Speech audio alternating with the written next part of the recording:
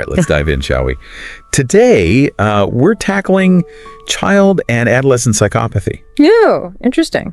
You gave us like a really fascinating mix of research articles, clinical observations, some data. Yeah. I mean, brain science, genetics, environmental factors. Wow, the whole shebang. It's be fun. Definitely a topic that needs unpacking, I think. Absolutely. Yeah. So let's start with the basics. Okay. When we say psychopathy, what are we actually talking about? How is it defined clinically?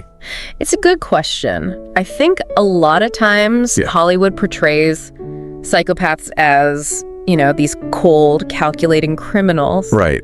In reality, it's much more nuanced than that. Okay. So clinically, psychopathy is defined by, I guess you could say, a cluster of personality traits and behaviors. Okay. Primarily a lack of empathy, shallow emotions, a tendency towards manipulation. Got it. And difficulty forming, you know, genuine bonds with other people. So less about specific actions and more about like these underlying emotional and interpersonal patterns. Exactly. Okay, so someone with psychopathic traits may engage in criminal behavior. Right, but many don't. Interesting. Not a direct pipeline. Not a direct pipeline. It's a delinquency. No. That's interesting. Yeah. A lot of this research you gave me highlights the role of brain development. Yes. Especially during adolescence. Right. So tell us more about that. Well, adolescence is when rapid brain development happens, particularly in the prefrontal cortex. Prefrontal cortex, okay. Which is kind of the brain's executive control center. Right. It's responsible for things like planning, impulse control, judgment. A very important thing. Yeah, crucial things. for navigating the social world. Right, so if there are disruptions or impairments in those areas. Yeah, during such a key time, it can definitely have an impact. It makes sense. You can imagine struggling to control impulses, you know, assess consequences, Or just, or even grasp the emotional states of other people. So that's got to be hard. yeah, that's the reality for some individuals with psychopathic traits. Okay, now speaking of emotional processing, there's also Yes, the amygdala. the amygdala, Right. which is the brain's emotional center. Right. What role does it play in all of this? Well, it's key for processing emotions, like fear and empathy. Okay. And studies have shown a connection between reduced amygdala activity and psychopathy. So it's like the brain's alarm system Yeah, like for danger and social cues isn't functioning properly. exactly not at full capacity. Okay, this is making me think about the classic Right. nature versus nurture debate. Yeah. So is psychopathy like purely genetic? It's a great question. Or does the environment have some say in this? Yeah, the research actually suggests it's not either. Okay. It's more like a complex interplay of both. Oh, so both. Both of them are played. Genetics and environment. Okay. You might have a genetic predisposition, but the way that actually manifests is heavily influenced by environmental factors. Right, so things like childhood trauma, different parenting styles, social experiences. All of that plays a role. They can all play a role. Absolutely, yeah. Wow. Adverse experiences like early neglect or abuse can actually alter the brain's structure and function. Oh, wow. Especially in areas related to emotional regulation and social processing. So it's really not about determinism, but understanding how those early experiences create vulnerability. Can create vulnerability. Exactly. That makes a lot of sense. Yeah. One researcher who seems to be doing some fascinating work in this area is Adrian Raine. Yes, Adrian Raine. You mentioned him a little earlier. He's great. Can you elaborate a bit on his theories? Well, Adrian Raine is a very prominent neurocriminologist. Okay. And he focuses on the interaction of genes and environment in psychopathy. So he doesn't see those two forces as separate. No, they're interconnected. And they're constantly shaping each other. So it's not just about having a psychopathy gene. No, it's about how that gene might interact with different environmental factors. Right.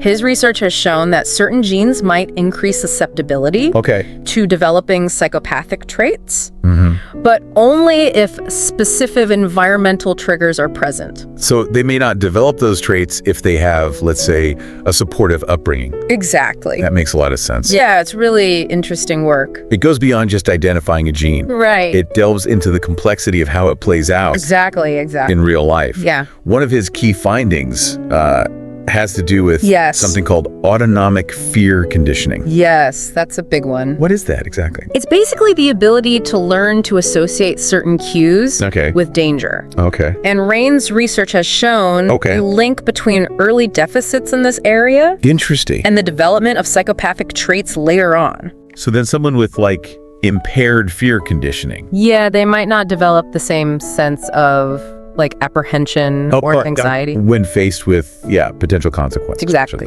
They might not experience those same physiological responses. Interesting. That would typically signal danger or wrongdoing.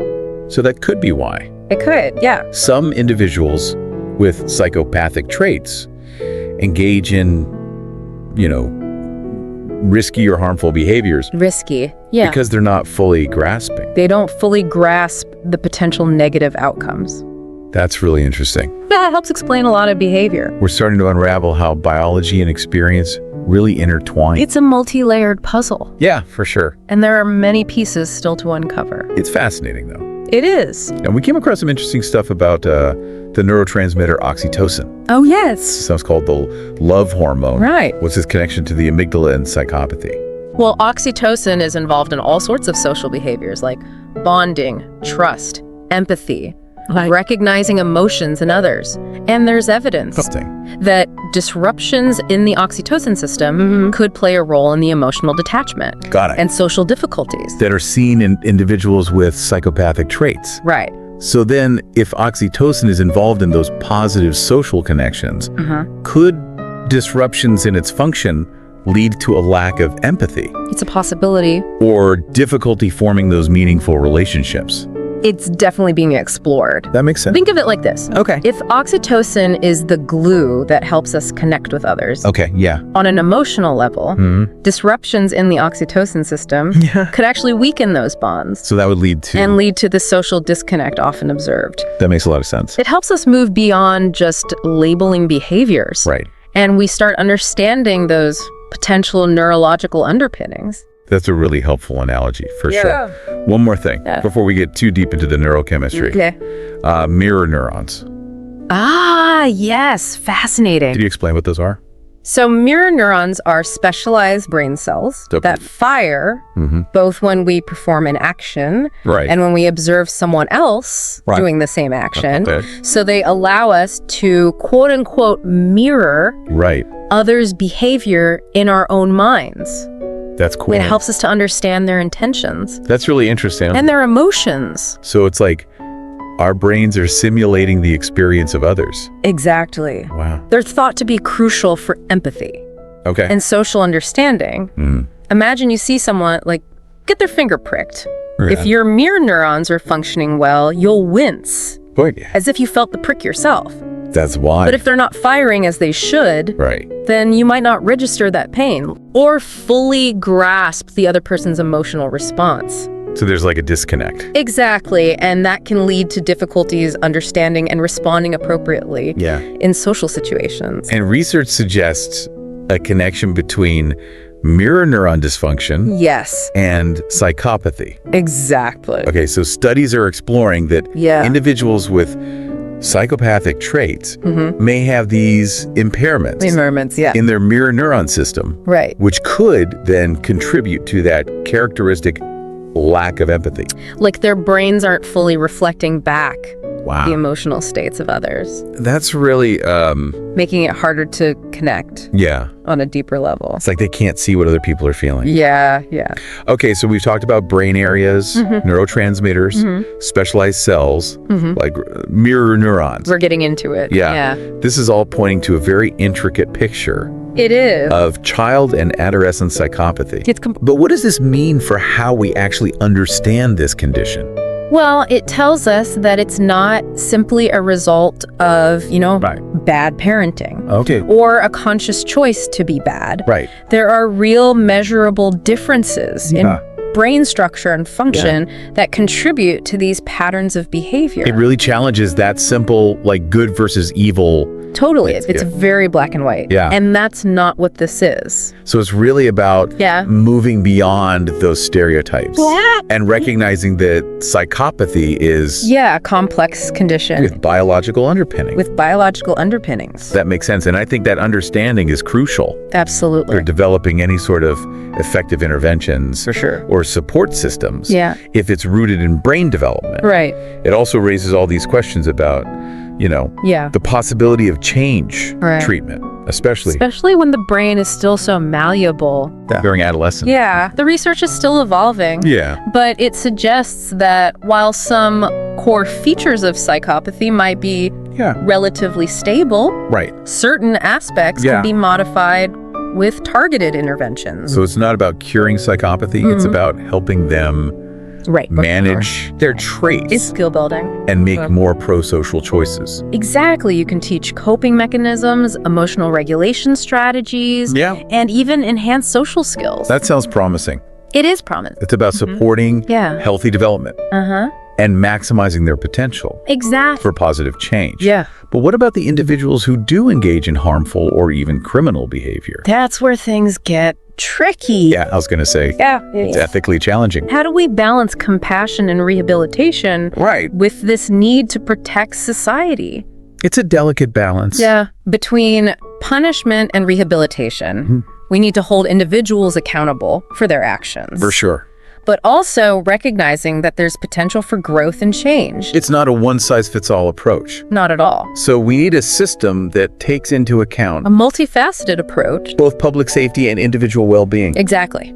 Okay, but this brings up another question. Okay. How do we even identify psychopathic traits in children and adolescents? Yeah, how do we even know? In the first place?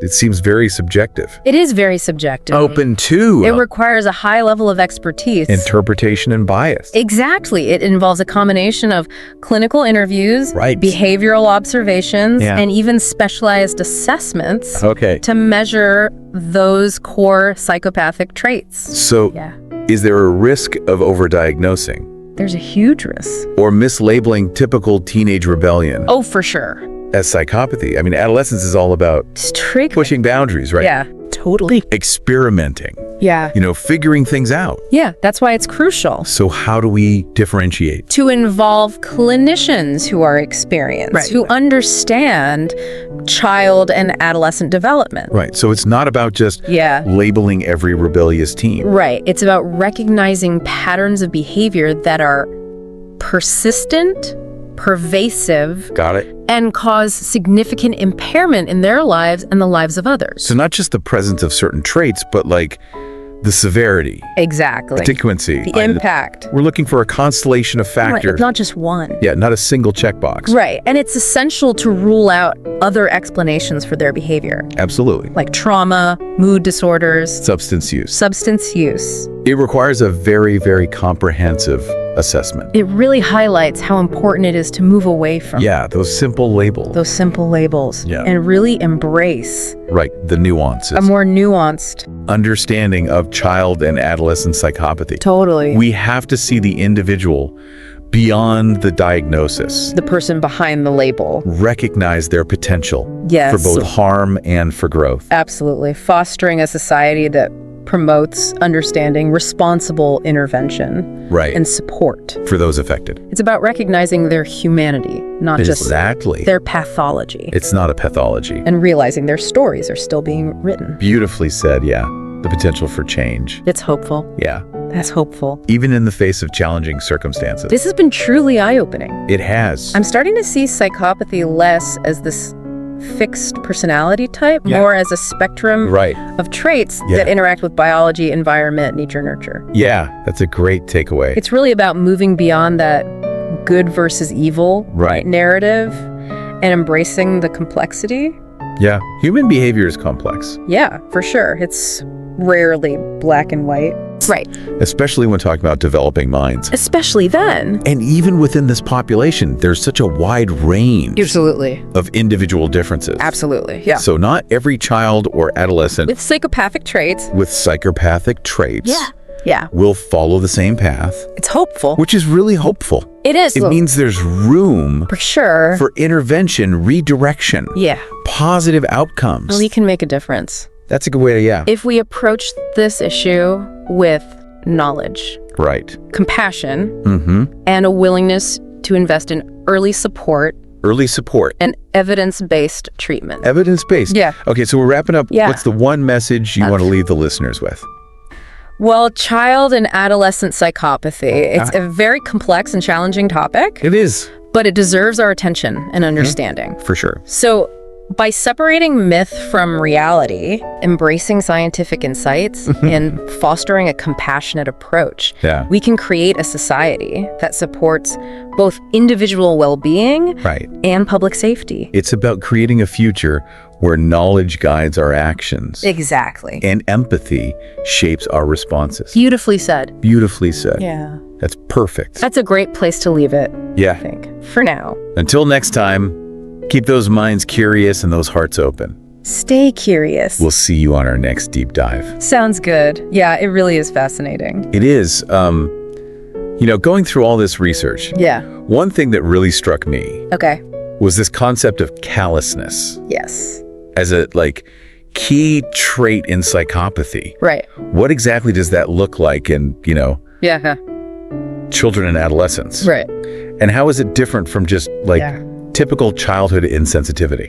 It's a good question. It's an important distinction to make. We all know that kids can be, impulsive. They don't always think before they speak. Right. And they say hurtful things without fully grasping the impact.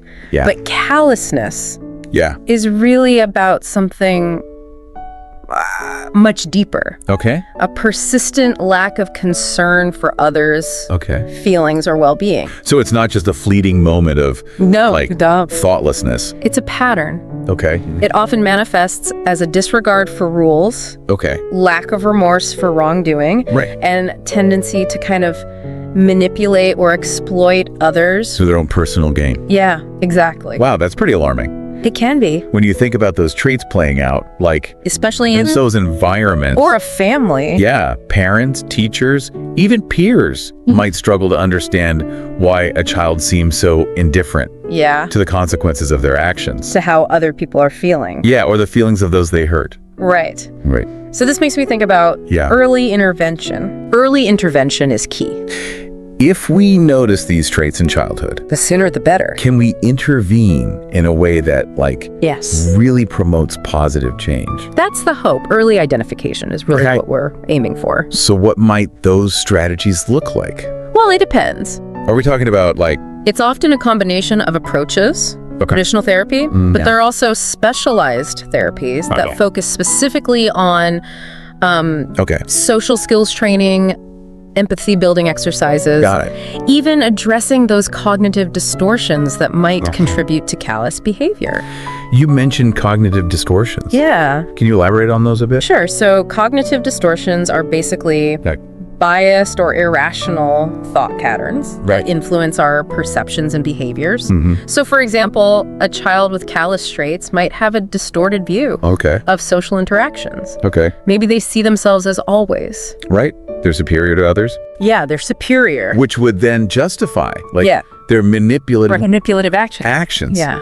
So we address those distorted thought patterns. Yeah, we can challenge those. And help them develop more realistic and empathetic perspectives. And pro-social behavior. Exactly. Okay, so it seems like the research emphasizes a multifaceted approach. It really does. To address both the emotional and the cognitive aspects. Yeah, you have to address both. Of these traits. Yeah.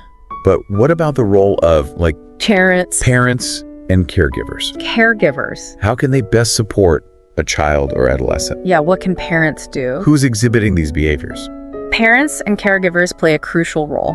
Okay. And it's essential for them to be educated about these traits. Yeah. Understand the challenges their child might be facing. They need to provide a structured and supportive environment. Yes, structure is key. while also setting clear boundaries and consequences. For unacceptable behavior. Consistency is key. Consistency is key, absolutely. So it's about finding that balance of love and limits. It's not about being overly permissive or overly punitive. Right. It's about that middle ground. Right. Where children feel loved and supported. But they also learn. That actions have consequences. Actions have consequences. That impact not only them, but also everyone around them. The people around them. Yeah, fostering empathy and accountability. It's so important. It's crucial. But so we focused on the individual level, right? Right. Understanding the traits, the brain science, the potential interventions. But what about the societal level? That's a great point. What are the implications for how we, as a society, how do we approach this? Approach this complex issue?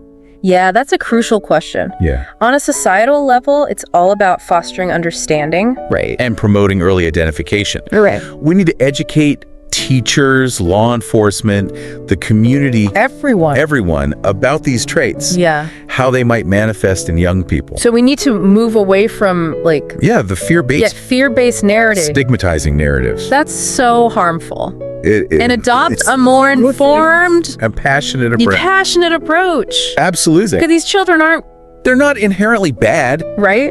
Or evil. No. They're struggling. With a complex set of challenges. That require specialized support.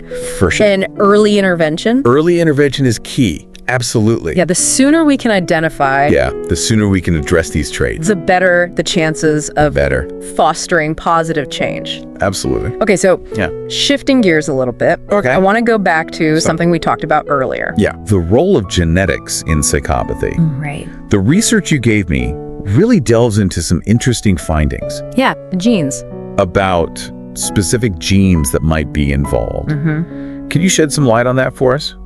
Of course. So while there's no single psychopathy gene, research has identified certain genes that seem to be associated with the traits we've been discussing. One of the most well-studied is the MAOA gene. The MAOA gene. Sometimes called the warrior gene. It's a powerful name. It sounds intense. It does. What does this gene do? Well, it plays a role in regulating neurotransmitters like dopamine and serotonin, which are involved in mood, aggression, impulse control. All important things. Very important. When we're talking about this. And certain variations of this gene have been linked to increased aggression and impulsivity, which are often observed in individuals with psychopathic tendencies. So this gene doesn't directly cause psychopathy. It's not a direct cause. But certain variations might make someone more susceptible. Especially if combined with environmental factors. Exactly. It goes back to that interplay of genes and environment. Right. It's never one or the other. Right. Okay. So it's always both. Someone has a variation of the MAOA gene linked to aggression, but they grow up in a stable, loving environment. Yeah. They might never exhibit those aggressive tendencies. Or they might express them in more socially acceptable ways. Right. It's all about how genes and environment interact to shape behavior. It's like having the potential for a fire. I love that. But not necessarily the spark. That's a great analogy. To ignite it. Yeah. Speaking of context. Yes. I'm curious about the role of culture in all this. Oh, interesting. Does psychopathy manifest differently across different cultures?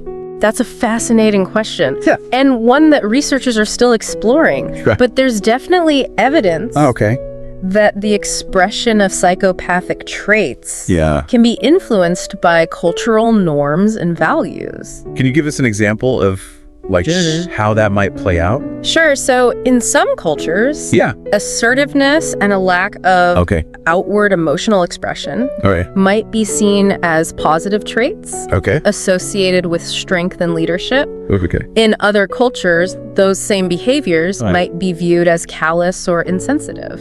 That's interesting. So what might be considered psychopathic in one culture might not be in another. Right. It challenges the assumption that psychopathy is a universally defined... It's not a universal concept. It complicates things. It highlights the need for... Culturally sensitive assessments. And interventions. But take into account the individual's cultural background. It seems like the more we learn about psychopathy, the more we realize how much we still don't know. We're just scratching the surface. It's like peeling back the layers of an onion.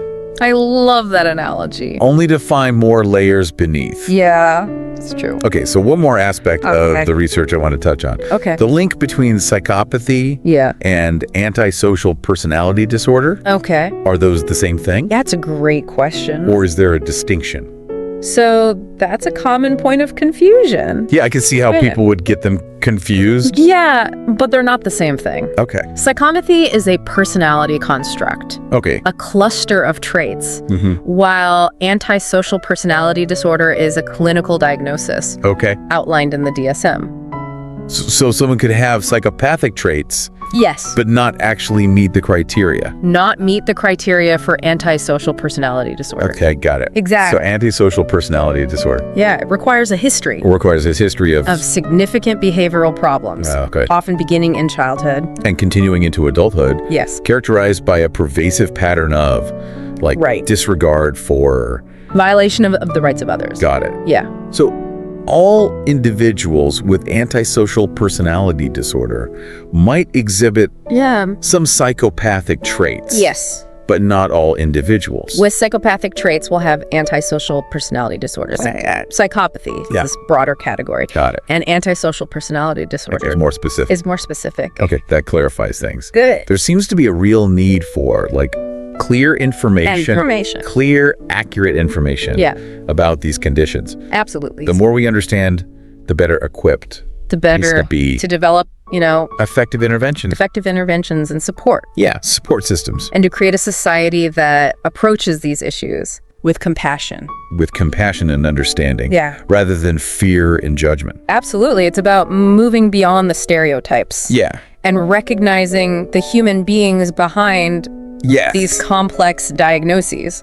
This has been really eye-opening. It's fascinating. I've learned a lot. Yeah, me too. About psychopathy and, Yeah, it's a concept. Open my eyes to the complexities. Involving field of study. The human brain. Yeah, and every new discovery raises more questions than it answers. Which is exciting. It is exciting. But it also makes it hard. Right. We have so much more. There's more to learn. Yeah.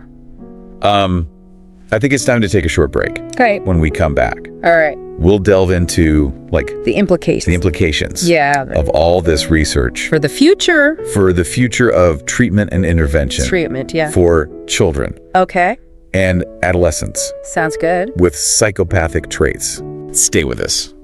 All right, so we're back and ready to wrap up our deep dive into... Child and adolescent psychopathy? Yeah, before the break, we were discussing... the complexity. All the complexities of this condition. Yeah. The brain science, genetics, environmental influences. It's a lot. And it's clear that there's no easy fix.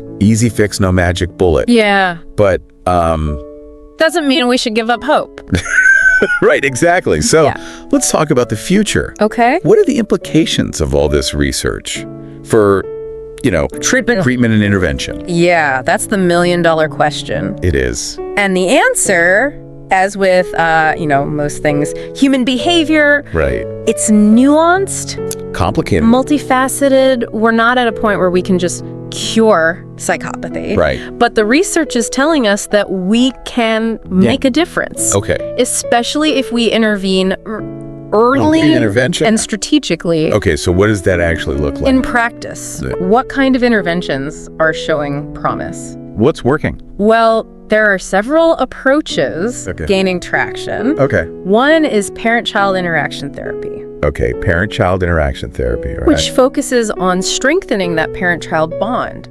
Teaching parents. So empowering parents. To create that supportive environment. A more supportive and structured environment at home. It equips them. It does. With the tools. The tools they need. To respond to their child. To respond effectively. In a way that promotes... Positive development. Another promising approach is called decompression therapy. Okay, decompression therapy. I haven't heard of that one. So this involves creating... a very calm and predictable environment for the child, minimizing stress and triggers. So it's like a safe space. A safe space, yeah. To de-escalate and Yes, and learn to manage those intense emotions. Right, that might be driving. Yeah. That could be driving some of the behavior. Okay. And then there are more specialized therapies, like cognitive behavioral therapy, which can help address those distorted thought patterns. Right. Help them challenge those negative thoughts. And develop more pro-social way of thinking and interacting with others. It's about giving them the tools they need. Right. So this all sounds incredibly promising. Okay. But I imagine there are also challenges. There are. When it comes to implementing. Yeah. What are some of the obstacles? Well, one major obstacle is stigma. Stigma, right? There's still a lot of fear and misunderstanding surrounding psychopathy. Right. It can make it very difficult for parents to seek help or for children to get the support they need. Because we're fighting against this cultural narrative. Yeah, that paints anyone with these traits as like a lost cause. A lost cause. A budding future criminal mastermind. It's so harmful. It's really harmful. And that's just not true. Not true at all. So we need to shift that narrative. We need to change the narrative. Promote understanding. Yeah. Create a more compassionate and supportive environment. For these children and their families. Yeah, for everyone involved. We can't expect families to reach out for help. If they're afraid. If they're afraid of being judged. Being judged, yeah. So public education. Public education is crucial. And awareness. Are crucial. Big time. What else can we do to create a more supportive system? Well, another challenge Yeah. is access to resources. Access, right? These specialized therapies can be very expensive. Oh, for sure. And hard to find. Not available everywhere. We need more investment in training clinicians. Yeah. And making these services more available. More widely available. Yeah. It's like we're asking families to seek help. But we're not giving them the means. Giving them the means to actually receive it. Yeah. So there's a real need for like systemic change. More funding. Training. Awareness to create a truly effective support system for these families. Okay, so what can our listener do? That's a great question. What can they do? Yeah, because it feels overwhelming, right? To tackle such a big issue. A complex societal issue like this. So what are some concrete steps? Well, first and foremost, education is key. Okay. The more we understand about these conditions, the less likely we are to buy into those stereotypes. Fall prey to those harmful stereotypes. So spreading awareness, promoting understanding in your social circles. In our social circles, that's a good starting point. Yeah. What else? You know, if you're feeling motivated to do more, there are a lot of great organizations dedicated to supporting research and advocacy in this area. So find an organization that aligns with our values. That aligns with your values. And, support their efforts. Yeah. We can all do that. You can volunteer, you can donate, spread the word. And remember, even small acts of kindness and compassion that make a difference. Can make a world of difference in the life of a child who's struggling. Yeah. So sometimes it's just being that supportive presence, that listening ear can be so impactful. Yeah. It's about creating a culture of empathy and understanding, where these children feel seen, heard, supported, and supported. It's about recognizing their humanity, their potential, and their inherent worth, regardless of their challenges. Beautifully said. It's about creating a world where all children, regardless of their struggle, have the opportunity to thrive. And that's a world worth fighting for. Yeah. This deep dive has been eye-opening, filled with so much good information, insightful research, thought-provoking discussions. It's been a pleasure. I've learned a lot. What about you? I've learned a lot too. It's always great to delve into these topics. Challenge our preconceived notions. Challenge our assumptions. It's a reminder that the journey of understanding human behavior is ongoing. It never ends. It's always evolving. And that even in the face of the tough stuff. Difficult challenges. There's always hope. For growth and change. The human brain is incredible. It really is. And adaptable, even in the face of adversity. There's always that potential for positive transformation. So on that hopeful note, we've reached the end. The end of our deep dive. Of our deep dive into child and adolescent psychopathy. Thank you so much for joining us. It's been a pleasure being here. We hope you've gained some valuable insights. Valuable insights and perhaps maybe a new perspective. A new perspective. On this complex topic. This complex and often misunderstood topic. Yeah, it's definitely misunderstood. Until next time, keep those minds curious. Stay curious. Those hearts open. Yeah. And remember, the quest for knowledge is a journey. It is. Best taken together. Absolutely.